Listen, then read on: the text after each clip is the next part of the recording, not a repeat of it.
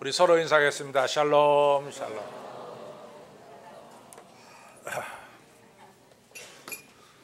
우리가 이제 지난주에 처음으로 예배를 드렸고, 지난주에 예배 드리면서 우리가 좀 바뀌어야 될 게 좀 뭔가 하는 걸 갖다가 생각했습니다. 그래서 오늘 바꾼 게 의자가 바뀌었어요. 그렇죠? 이렇게 저쪽에 있는 분들도 다 강대상을 쳐다볼 수 있게끔 이렇게 만들었습니다. 그러면서 좌석이 한 100석이 정도 더 늘어났어요.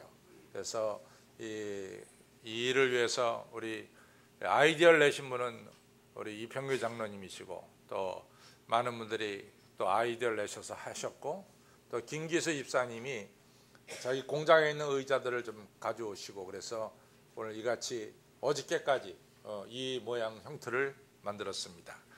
한 1년 8개월 동안 우리가 이 살림을 하게 되는데, 1년 8개월 동안 하는 동안에 또 좀 바뀔 거 있으면 좀 바뀌어서 1년 8개월 동안 우리 예배 잘 드리고 새 예배당으로 넘어가겠습니다. 벌써 새 예배당은 철공사가 시작돼 가지고 이제 한 40일 정도 철공사 한다 그럽니다. 그래서 40일 정도 철공사하고 그다음에 우리가 새롭게 예배당이 신축될 줄로 믿습니다. 우리 서로 다시 한번 인사하겠습니다. 잘 오셨습니다.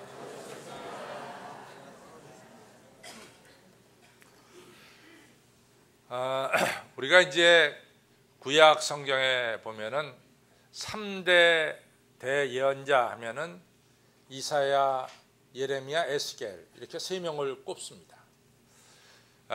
그 중에서 이제 에스겔이 좀 특별한 것은 이사야나 예레미야는 모두가 다 예루살렘에서 예언 활동을 했어요. 근데 에스겔만큼은 예루살렘에서 활동하지 않고 포로지인 바벨론에서 예언 활동을 했습니다.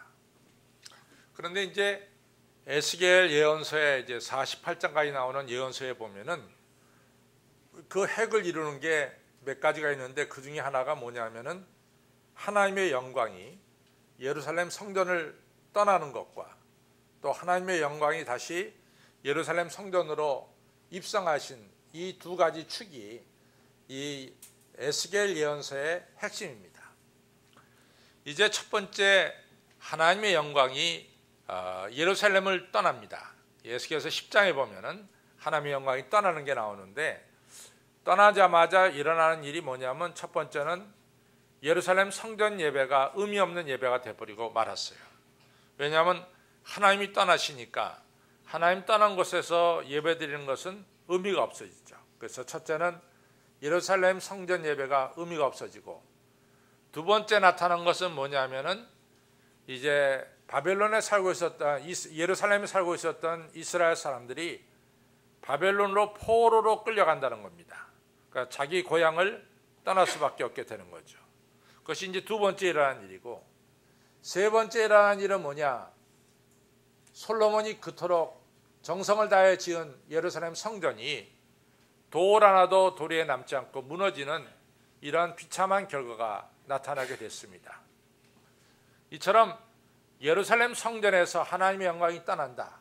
그것은 굉장한 비극적인 일입니다. 성전에는 하나님의 영광이 있어야 되는데 하나님의 영광이 떠나면은 이처럼 슬픈 일, 비극적인 일이 벌어지는 것을 알 수 있습니다. 그러다가 한 10장에서 하나님의 영광이 떠나는데, 에스겔 40장쯤 되면은 하나님의 영광이 다시 예루살렘 성에 들어오십니다. 그러면서 이제 바뀌어지는 게 뭐냐면은 성전에서 생수가 솟기 시작해요. 성전 바닥에서 생수가 솟아오르니까 그 다음부터는 모든 죽었던 것들이 살아납니다. 그래서 아주 극적인 표현 중에 하나는 뭐냐면 죽었던 바다, 사해 바다가 살아나는 역사가 에스겔서에 나오고 있죠. 그래서 이 성전에서 흘러가는 물이 이제 모든 물체를 살립니다. 물이 흘러가기만 하면 죽었던 것이 살아나는 생명의 역사가 일어납니다. 따라서 에스겔서를 보면서 우리가 느끼는 것은 하나님의 영광이 성전에 임하느냐, 또는 반대로 하나님의 영광이 성전에서 떠나느냐, 이것이 얼마나 중요하다라는 것을 알 수가 있습니다. 근데 오늘 여러분과 제가 오늘 누가복음 19장을 읽었는데 19장을 보면은 예수님께서 낙이 타고 예루살렘 성에 입성하시는 거죠. 근데 이걸 에스겔서를 비유해서 말하면은 하나님의 영광이 예루살렘에 임하는 것으로 보여집니다. 왜냐하면 예수님께서 낙이 타고 예루살렘 성에 입성하시는 거니까 당연히 하나님의 영광이 예루살렘에 임하는 것이다. 이렇게 이제 생각이 들죠. 그래서 실제로 예수님께서 낙이 타고 예루살렘 성에 입성하실 때 오늘 여러분과 제가 읽은 대로 백성들이 많이 환영했어요. 많이 환영했다. 목사님 뭐로 가지고 많이 환영했다고 말씀하십니까? 라고 말하면은 그 예루살렘 성에 있는 사람들이 자기들의 겉옷을 이 나귀가 지나가는 바닥에다 깔았다는 거예요. 또 나귀 위에다가 자기들 겉옷을 깔았다는 거예요. 근데 이것은 굉장히 중요한 의미가 있습니다. 지금은 우리가 옷들이 많아가지고 여러분과 제가 여러 벌의 옷을 가지고 있습니다. 그러나 우리나라가 아마 100년 전만 하더라도 지금처럼 옷이 많지는 않았을 거예요. 그렇죠? 옷이 귀했을 거예요. 100년 전만 하더라도. 저희 학교 다닐 때만 하더라도 이 형들이 입던 옷 동생들이 이어서 입었습니다. 그 정도로 그 당시만 하더라도 옷이 귀했어요. 또 여러분 아시다시피 이스라엘 백성들이 여리고성을 점령하고 나서 여리고성에서 걷어지는 모든 물건은 우리 하나님께서 다 불태우라 그랬어요. 근데 그 하나님 명령을 안 듣고 어긴 사람이 아간이죠. 근데 아간이 뭘 훔쳤습니까? 금덩이하고 은덩이하고 그다음에 훔친 것이 신할산 외투예요. 그러니까 얼마나 옷이 귀했냐라는 것을 알 수 있습니다. 그러니까 옛날에 예수님 시대의 사람은 딱 옷 두 벌 있어요. 하나는 속옷하고 하나는 겉옷입니다. 근데 겉옷은 아침 저녁으로 입고 또 저녁 때는 겉옷은 이불이 됐습니다. 그만큼 옷이 소중했어요. 근데 그 겉옷들을 갖다 길바닥에 깔았다. 그것은 예수님을 상당히 환영한 겁니다. 이처럼 예수님을 갖다 환영했어요. 왜냐하면 하나님의 영광이 예루살렘 성에 입성하신 것으로 보여졌기 때문에 그렇습니다. 오늘 우리가 읽은 누가복음 19장 41절로 44절에 보면은 우리의 기대하고는 좀 다른 일이 벌어져요. 그게 뭐냐면은 예수님께서 날이 이를지라. 이제 분명히 그런 날이 올 건데 그날에는 너희 적군들이 예루살렘 성을 갖다가 토성을 쌓고 다 둘러쌀 것이다. 너희들 성 안에 가둘 것이다. 그리고 어느 날 너희들이 성 안에 사는 사람들은 너희 자녀들은 한 명도 빼놓지 않고 다 땅에 메어침을 당할 것이다. 다 죽임을 당할 것이다. 그 다음에 너희들이 이렇게 자랑스럽게 생각하는 이 성전이 또 예루살렘 성벽이 돌 하나도 돌 위에 남지 않고 다 무너지는 날이 올 것이다. 이런 말씀을 하는 겁니다. 그러니까 겉모양은 틀림없이 하나님의 영광이 예루살렘 성에 입성하시는 건데 그 내용의 결과는 하나님의 영광이 예루살렘을 떠나는 것처럼 심판이 임한다 그 말이죠. 예루살렘 성이 포위당하고 예루살렘 성 안에 살던 사람들이 다 죽임을 당하고 그리고 성전이 돌 하나도 돌 위에 남지 않도록 무너지는 이런 심판의 역사가 임한다는 거죠. 어째서 그러냐 그 말이죠. 어째서 왜 이렇게 이 예수님께서 예루살렘 성에 입성하는 것은 틀림없이 하나님의 영광이 들어가시는 건데 그 내용, 결과는 그 반대의 결과가 나타나느냐 하는 얘기입니다. 예수님께서 뭐 예루살렘 성을 심판하러 오셨냐 뭐 이런 생각도 들 수가 있어요. 또 예루살렘이 저지른 잘못이 뭐 그렇게 많으냐 이런 생각도 얼마든지 할 수 있습니다. 분명한 사실은 예루살렘이 그 당시에 다른 어떤 도시들보다 더 많은 죄를 범했다. 그건 아닙니다. 절대적으로는 아닙니다. 예루살렘이 다른 도시와 비교해서 죄악이 많다. 그건 아니라 그 말이에요. 뭐 소돔처럼 죄악이 관영해가지고 하나님이 심판하실 수밖에 없었다. 그런 내용은 아닙니다. 사실은 예루살렘은 하나님께서 특별히 사랑한 도시가 예루살렘이에요. 우리가 이제 수요일 날마다 이사야서를 공부하는데요. 이사야서가 전체가 66장으로 되어 있습니다. 그 중에서 1장서부터 39장은 소위 말해서 히스기야 왕 시대 약 주전 700년경에 이제 이사야 예언자가 예언한 내용들이 거기에 다 적혀져 있어요. 근데 1장 39장에 나오는 이사야서에 나오는 예루살렘을 보면은 예루살렘에 사는 사람은 다 거룩하다 그랬어요. 누구든지 예루살렘에 거하는 사람은 하나님이 거룩하다라고 말씀하고 있습니다. 또 예루살렘에 거하는 사람은 다 영광 속에 거한다. 이렇게 예루살렘을 칭찬하고 있습니다. 또 예루살렘은 온 세계를 다스릴 하나님의 보좌다. 이렇게 말씀하고 있어요. 예루살렘은 어떤 도시보다도 더 위에 있는 도시가 바로 예루살렘이다. 왜냐하면 예루살렘에는 하나님이 기거하는 도시이기 때문에 그 도시는 영광스러운 도시다. 이렇게 말씀하고 있어요. 또 실제로 예수님께서 우리가 33년을 사셨는데 예수님의 공생애가 3년이죠. 그렇죠? 근데 이제 3년 동안에 거의 한 반은 갈릴리에서 활동하시고 반은 예루살렘에서 활동하셨어요. 그래서 우리가 마태복음이 전체가 28장인데 마태복음 16장을 기점으로 해서 갈릴리에서 사역이 끝나고 17장서부터 예수님께서 갈릴리에서 예루살렘에 내려오시면서 28장에서 예루살렘에서 우리 예수님께서 십자가에 달려 돌아가십니다. 그러니까 무려 12장이 28장 중에서 12장이 예루살렘에서 예수님이 활동하신 것이 나와요. 근데 예수님께서 성전 앞에서 성전 문 앞에서 많은 사람들을 진리로 가르쳤습니다. 첫째 가르쳤죠. 두 번째 예수님은 우리가 요한복음 5장에 보면은 명절인데 예수님 명절을 즐긴 것이 아니라 예루살렘 성 안에 있는 베데스다 목가에 들어가서 38년 된 병자를 고치셨어요. 예수님께서 예루살렘의 많은 병자를 고쳤습니다. 또 오늘 성경에 자세히 보면 예수님이 행하신 것을 본 많은 사람들이 지금 예수님을 환영하는 게 나옵니다. 근데 예수님이 행하신 많은 것을 본 사람들은 뭘 봤느냐? 바로 감람산에 어느 도시가 있냐면 베단이라는 도시가 있어요. 그 도시에 이제 나사로가 죽었습니다. 죽은 지 4일 만에 예수님이 살려냈어요. 그걸 다 본 거예요. 그걸 다 봤습니다. 그 사람들이 지금 예수님을 환영하는 거죠. 그러니까 예루살렘에 사는 사람들은 다른 도시의 어떤 사람들보다도 예수님께서 행하신 기적을 보았습니다. 이처럼 예루살렘이 많은 은혜를 받은 도시가 바로 예루살렘이에요. 근데 중요한 것은 뭐냐?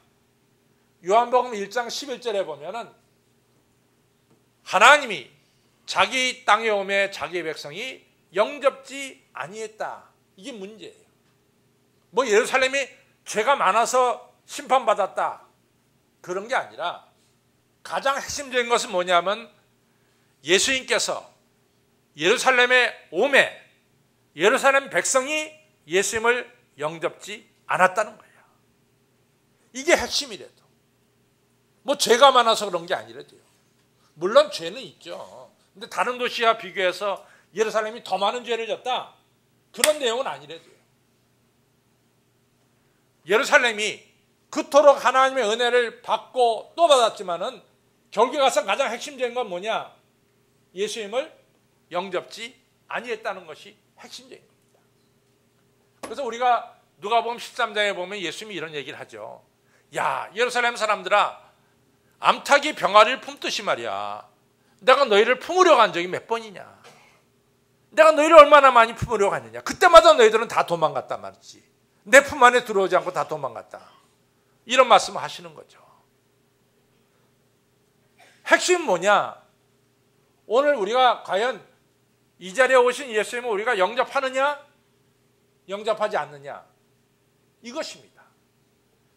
예수님께서 예루살렘에 들어가시는 중요한 기회가 주어졌는데 그 기회를 예루살렘 거민들이 결국에서는 다 놓치고 말았어요. 예수님을 영접지 않은 것은 그 기회를 놓친 거죠. 기회를 놓치고 말았습니다. 우리가 이제 솔로몬 왕을 아시죠? 솔로몬 왕 하면은 솔로몬 왕이 참 전반기에 잘했어요.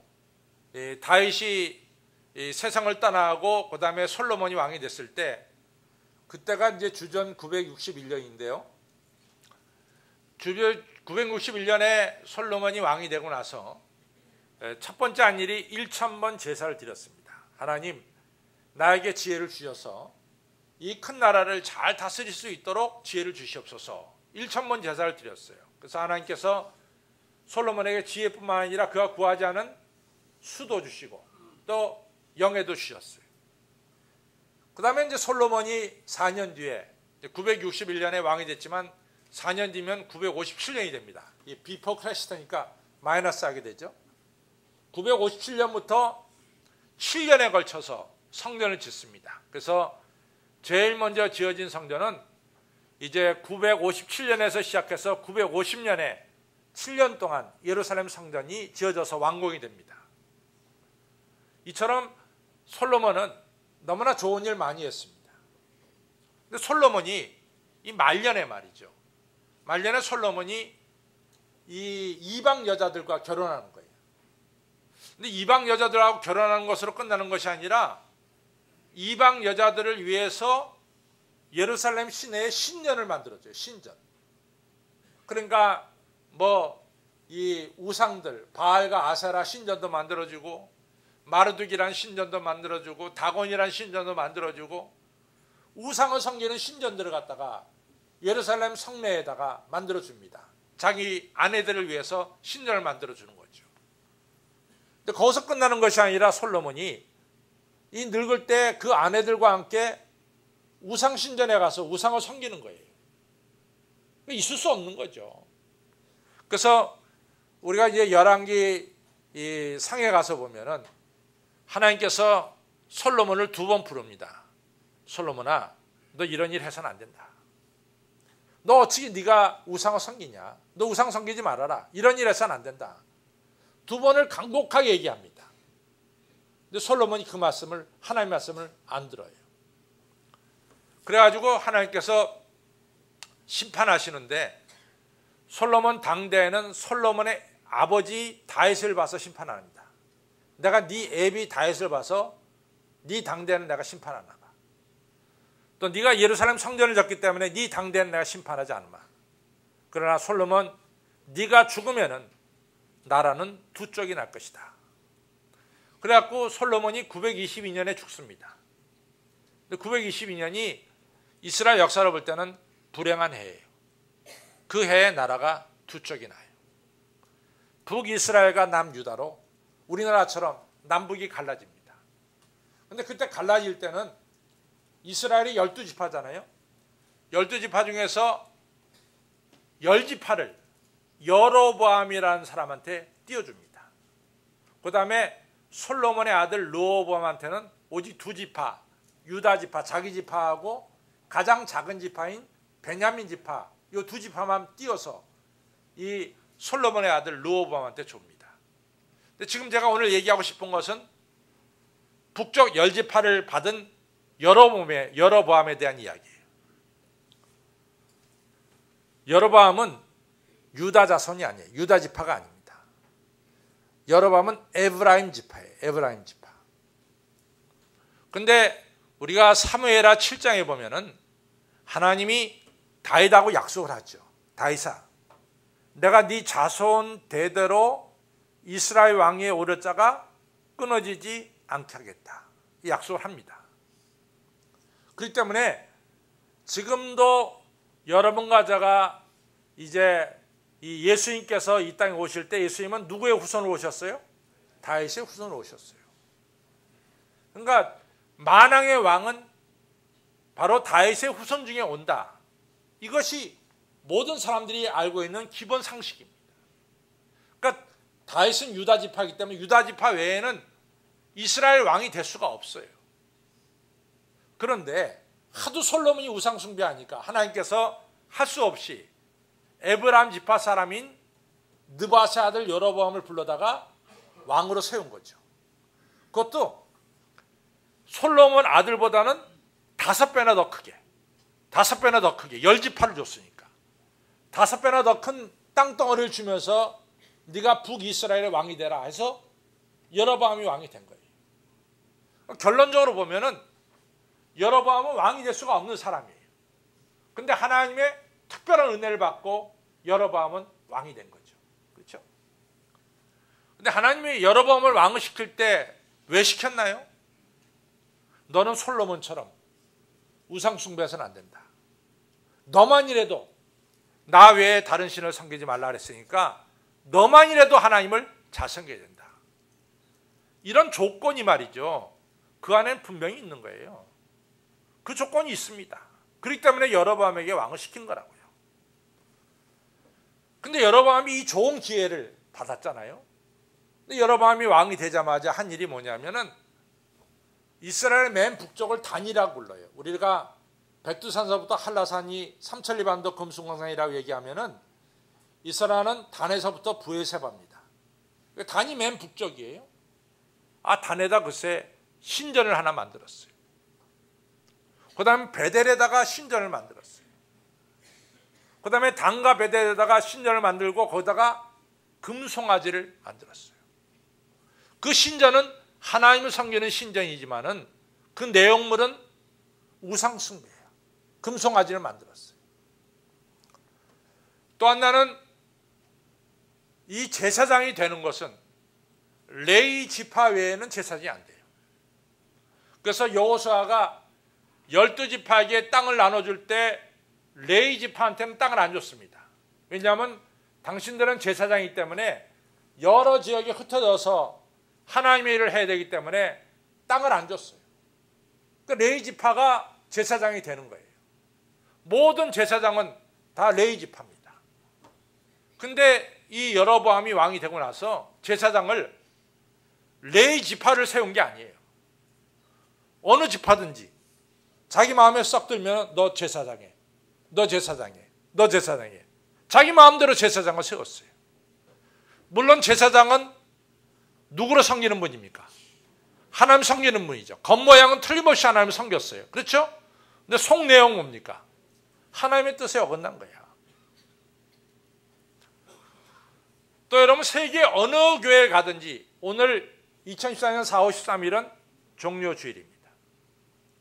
이날은 변함이 없어요. 여러분들이 이제 미국은 지금 토요일인데 만약에 오늘 비행기를 타고 미국 내일 도착하면 내일 미국서는 교회마다 종료주일로 지켜요. 4월 13일은 예수님을 믿는 기독교회는 세계 어느 교회 가든지 다 오늘은 뭐예요? 종료주일이에요. 다음 주일은 뭡니까? 부활주일이에요. 세계 어느 교회나 다음 주일은 부활절로 지킨다고. 절기가 딱 정해져 있어요. 이거는 우리 마음대로 절기를 움직이는 게 아니에요. 근데 여로보암이 왕이 딱 되자마자 절기를 바꿔버렸어. 자기 마음대로 날짜를 정했어요. 이스라엘 3대 절기가 있잖아요. 유월절이 있고 오순절이 있고 장막절이 있잖아. 이 절기를 자기 마음대로 바꿔버린 거예요.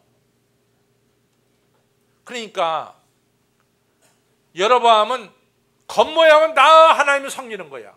신전을 지은 것도 하나님을 위해서, 제사장을 세운 것도 하나님을 위해서, 절기를 지키는 것도 하나님 위해서.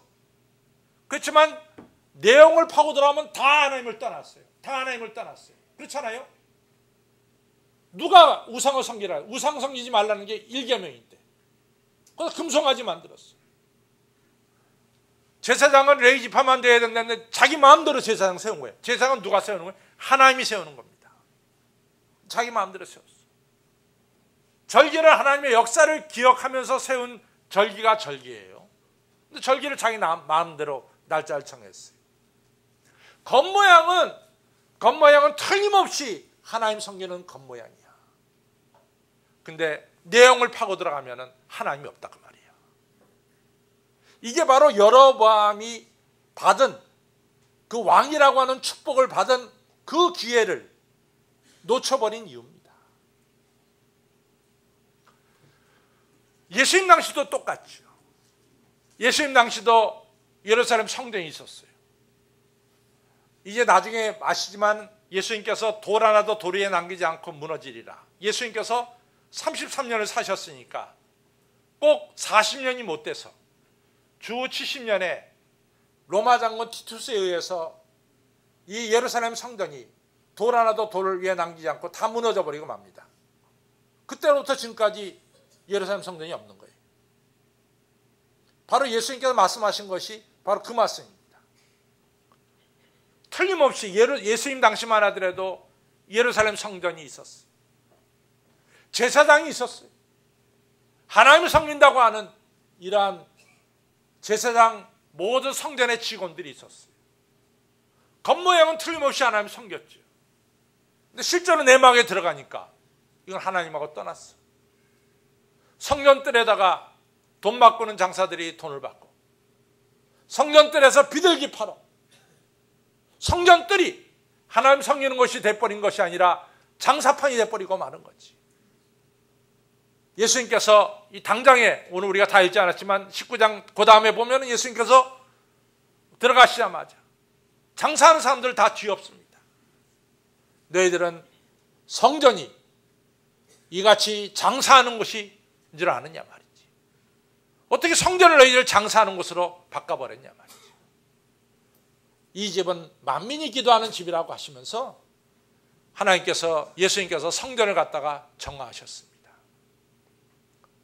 또 실제로 대제사장들이나 서기관들이나 종교지도자들이 누구를 기다리면서 지금 하나님을 섬깁니까? 하나님이 약속한 메시아를 기다리는 거 아니에요. 그런데 메시아가 정작 왔는데 이 사람들이 메시아를 십자가에 못 박아 죽이잖아. 이 사람들이 예수님을 죽이잖아. 빌라도가 그토록 살려주려고 애쓰지만은 대상들과 서기관들이 죽이잖아요. 겉모양은 틀림없이 예수님이 하나님이셨지만 속 내용을 파고 들어가면은 거기에는 하나님이 안 계신 거죠. 여러분들, 왜 우리가 삼손을 갖다가 실패한 사람이라고 부릅니까? 삼손의 겉모양은 나실인이야. 하나님이 처음부터 택한 사람이야. 겉모양은 누가 보더라도 삼손은 하나님이 택한 사람이죠. 그런데 삼손에게 하나님의 능력이 있었잖아요. 블레셋 군대 3,000명이 오더라도 삼손 한 명을 못 당해 하나님의 능력이 있었으니까. 그런데 자세히 그 내용을 들여다보면은 삼손이 자기 마음대로 행동해요. 블레셋 여자와 결혼하려고 듭니다. 아빠 엄마가 말리죠. 야 삼손아, 너 나실인 아니냐? 네가 하나님 섬기는 여자와 결혼해야지. 어떻게 우상 섬기는, 다곤이라고 하는 우상 섬기는 여자와 결혼하려고 드느냐? 삼손이 뭐라고 말합니까? 그 여자가 내 눈에 쏙 들어왔습니다. 내가 좋은데 무슨 상관이 있습니까? 그래가지고 결혼해요. 거기에는 하나님의 말씀이 없어. 하나님의 뜻이 없어요. 자기가 좋으면 그냥 결혼하는 거야. 자기 육신이 좋으면. 블레셋 사람들이 좀 자기 기분을 상했잖아요. 그러니까 그냥 그 사람들 막 죽이잖아.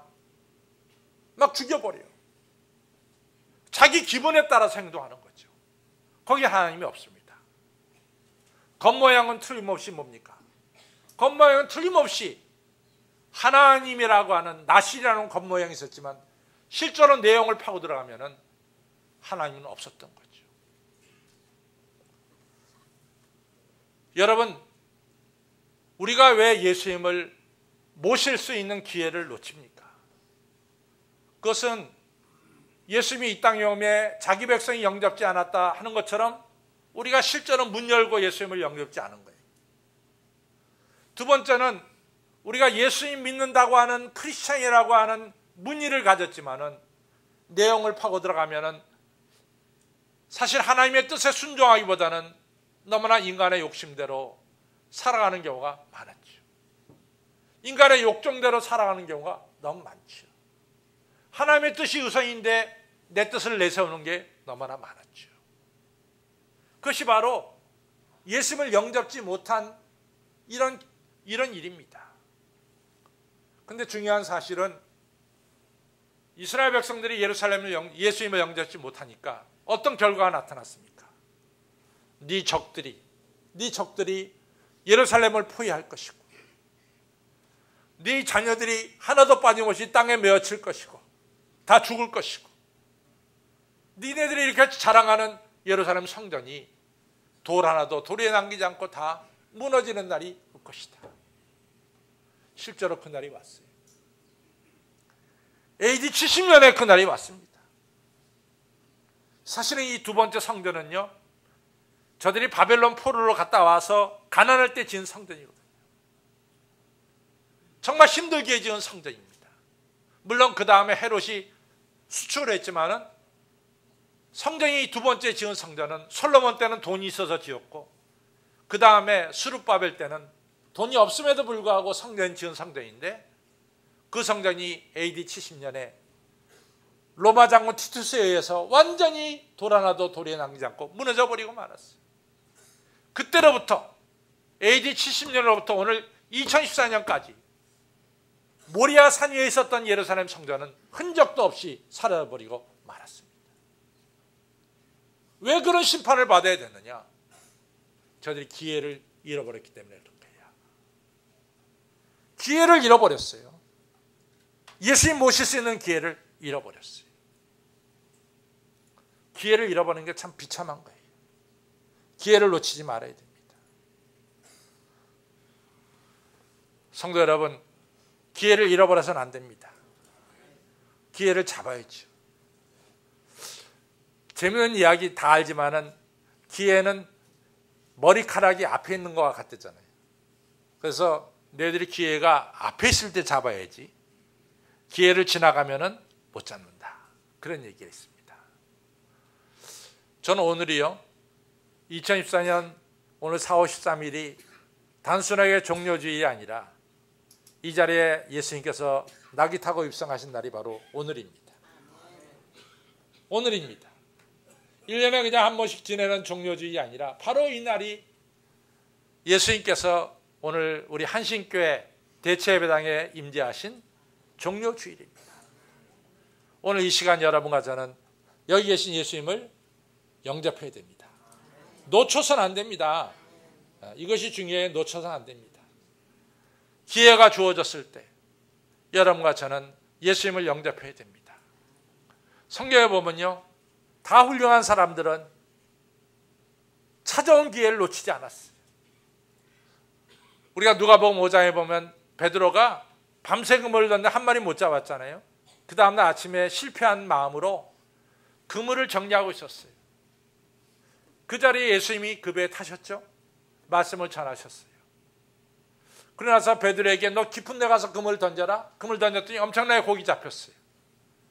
2배가 가득 찰 정도로 잡혔어요. 그건 축복받은 날이죠. 근데 예수님이 베드로에게 이런 말을 합니다. 베드로야, 네가 지금까지는 고기 잡는 어부로 살았지만 이제부터는 네가 사람 낚는 어부가 되라. 그러면서 나를 따라오너라 그랬어요. 베드로 어떡합니까? 그물과 배를 버려두고 그 배에는 고기가 가득 담겨졌어요. 예수님께서 깊은 데 그물을 던지라 그랬으니까 가득 담겨졌다고. 그물과 고기 든 배를 버려두고 예수님 따랐습니다. 여러분들, 그때 베드로가 예수님 따르지 않았다면 오늘 여러분과 제가 베드로 알까요? 몰라. 베드로가 아마 그날 고기가 잔뜩 든 배를 두고 떠날 때 좀 아까운 생각도 있을 거야. 이거 내가 정말 기회를 받아가지고 이렇게 엄청나게 고기 잡혔는데 이거 두고 떠나다니. 그러나 그 고기 잡고 있었다면 오늘 베드로는 없어. 오늘 베드로는 없는 거야. 베드로가 그물과 배를 버려두고 예수님을 따랐기 때문에 오늘의 베드로가 있는 거죠. 요한과 야고보도요, 사실은 세례 요한의 제자였어요. 그런데 세례 요한이 예수님께서 걸어가시는 걸 보면서 한마디 딱 던졌습니다. 세상 죄를 지고 가는 어린 양이다. 다시 말해서 우리가 기다리던 메시아다. 그 즉시로 요한과 야고보가 예수님을 따르기 시작했습니다. 그래서 오늘 요한이 있고 오늘 야고보가 있는 거예요. 여러분, 사도 바울이 사도행전 9장에서 하나님의 음성을 들었어요. 예수님의 음성을. 네가 왜 나를 핍박하느냐? 당신이 누굽니까? 네가 핍박하는 예수다. 그때 사도 바울이 악한 마음 먹고 계속해서 예수님을 거부했다면 오늘 사도 바울은 없는 거예요. 그날 예수님이 사도 바울을 부르는 음성을 사도 바울이 들었어요. 그리고 그 즉시로 사도 바울이 예수님을 따른 거죠. 그래서 사도 바울이 된 거예요. 오늘 우리가 이 19장은 누가복음 19장 초반에 보면 삭개오가 나와요. 삭개오가 예수님께서 여리고로 오신다는 소식을 들었어. 삭개오가 예수님 놓치면 안 되겠어. 뽕나무에 올라가서 예수님 기다렸어요. 예수님께서 삭개오가 올라온 뽕나무에 쳐다보시더니 삭개오야 내려와라. 내가 오늘 저녁 내 집에 유해야 되겠다. 삭개오가 그 예수님을 모시고 나서 너도 아브라함의 후손이다. 이런 칭찬을 들었습니다. 기회는 항상 있는 게 아닙니다. 오늘이 기회입니다. 네, 우리 옆에 분에게 인사하세요. 오늘이 기회입니다. 오늘 예수님 영접해야 돼요. 네. 글쎄 어떤 이제 뭐지만 제가 그 전번 교회에 있을 때요. 그 교회 장로님 중에 한 분인데 그 장로님이 큰 기업 아주 큰 재벌 회사의 한 기업의 사장님으로 계셨어요. 근데 그 IMF가 터지면서 그 기업이요. IMF 전에 1997년 그때 1년에 매출액이 2조 5천억이었어요. 그러니까 꽤 큰 회사예요. 지금 훨씬 더 97년이니까 얼마나 오래된 겁니까? 그분이 IMF 터지면서 그 자리에서 떠났는데 어느 날 저한테 이런 얘기를 하세요. 목사님, 제가 지금 많이 후회합니다. 뭘 그렇게 후회하세요? 그랬더니 제가 사실은 그 사장 자리에 있을 때 제가 바쁘긴 바빴습니다. 근데 제가 바쁘다는 이유로 제대로 교회 섬기지 못했고 제가 그때 참 수입이 많았습니다. 그렇게 수입이 많았음에도 불구하고 제가 제대로 하나님께 바치지 못했습니다. 지금 고문으로 뒤에 앉아 있으니까 너무 그 기회를 잃은 것이 안타깝습니다. 그래요. 기회를 잃지 마세요. 기회가 항상 있는 게 아닙니다. 요번에 우리가 성전을 지으면서 나도 우리 자식들이 축복받았으면 좋겠어요. 그래서 제가 집사람한테 그랬어요. 당신이 우리 큰애하고 둘째한테 여기 한국 살지는 않지만은 이 한식교회가 성전 건축하는데 건축원금 내라고 당신이 얘기해라. 물론 내가 얘기할 수 있지만은 내가 얘기하면 걔네들이 거절을 못하니까 강압적으로 내는 것 같아서 그냥 집사람이 얘기하는 게 더 좋을 것 같아서 맡겼어요. 그랬더니 우리 사람이 굉장히 기뻐해요. 그랬더니 얘기했더니 그렇지 않아도 자기들이 건축한 거 하고 싶었다고.